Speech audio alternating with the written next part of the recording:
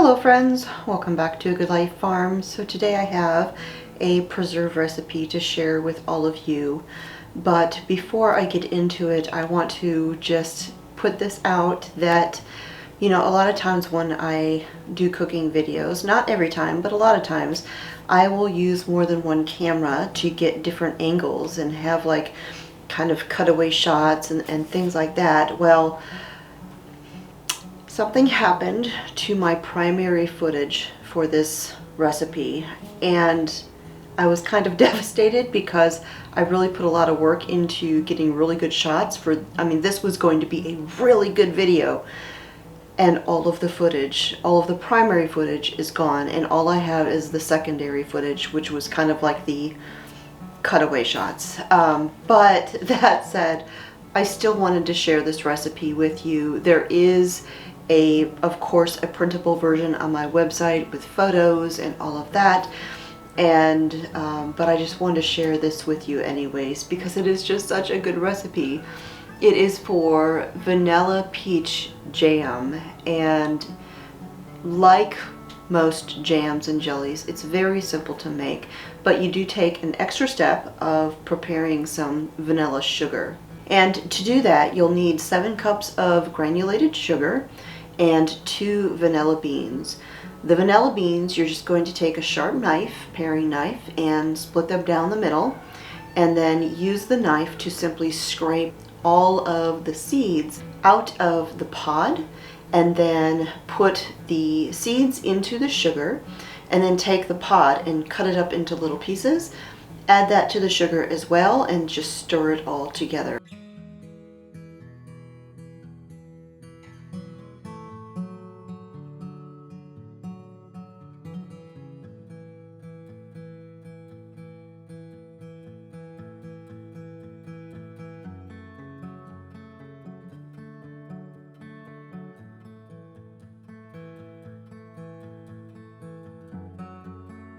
And you're going to let this sit for about 2 days just to really incorporate that vanilla flavor into the sugar. Give it a stir, a couple times a day or so, just whenever you think of it.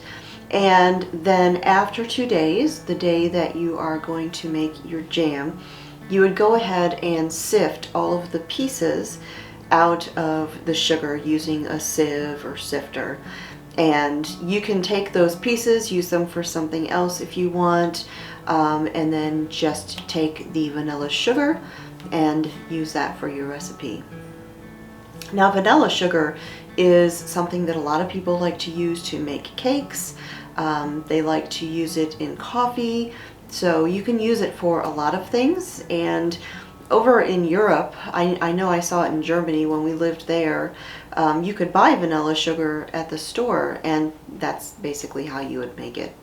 It's simply sugar that is infused with the flavor of vanilla.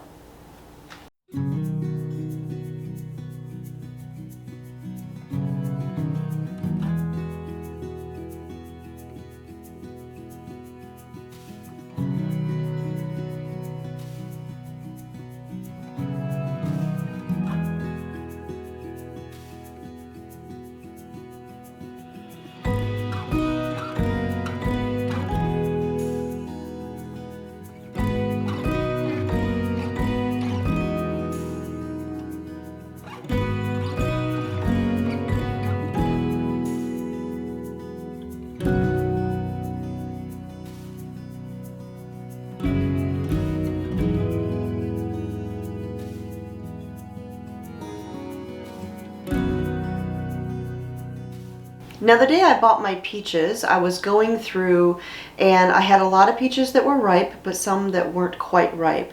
And I didn't want the ripe ones to get overly ripe waiting for the others.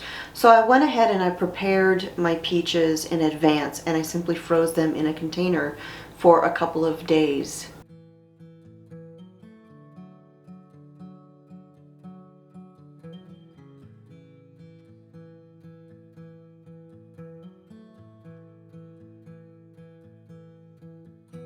You'll want to remove the skins and the pits, of course, and I have a video that I just uploaded all about how to easily remove peach skins. And it's actually the same basic principle as you would do for tomatoes. I'll put a link to that video down below.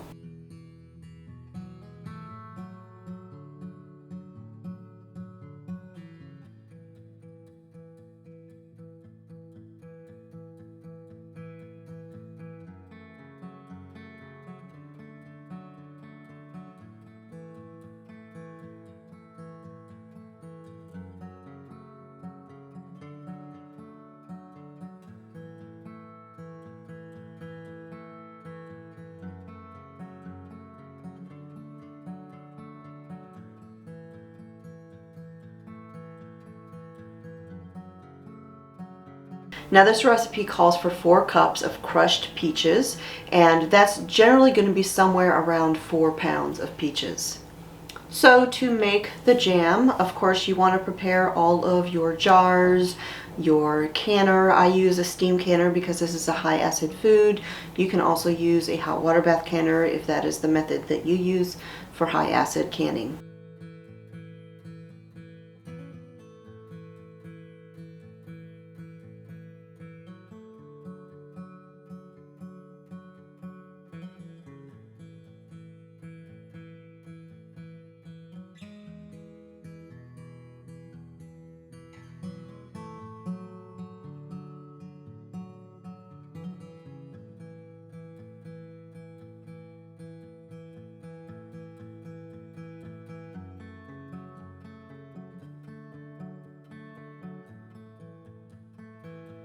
So you're going to combine the 4 cups of crushed peaches in a non-reactive pot along with 2 tablespoons of lemon juice and the vanilla sugar. And optionally, you can also add in a ½ teaspoon of unsalted butter.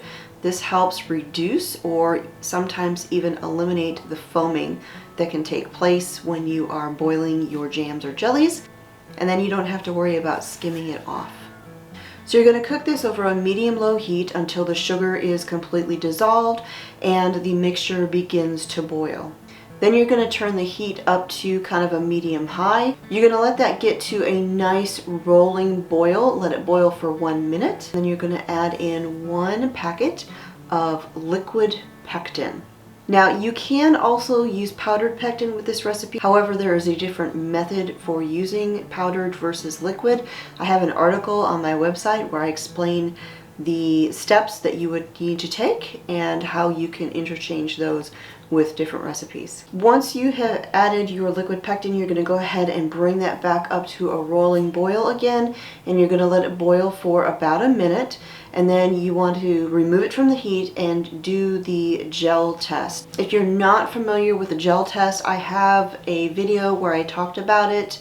It is in one of my watermelon jelly recipes. I will put a link to that down below.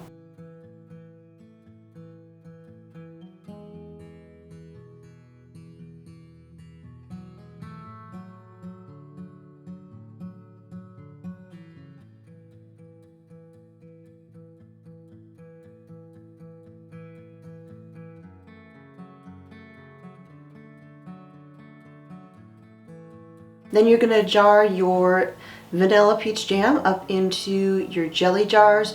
You can do this in pint jars, ½ pint jars, or 4-ounce jars. You want to leave 1/4 inch of headspace. Wipe the rims down with a damp cloth that is dipped in some white vinegar to clean off any residue that might be on the jars.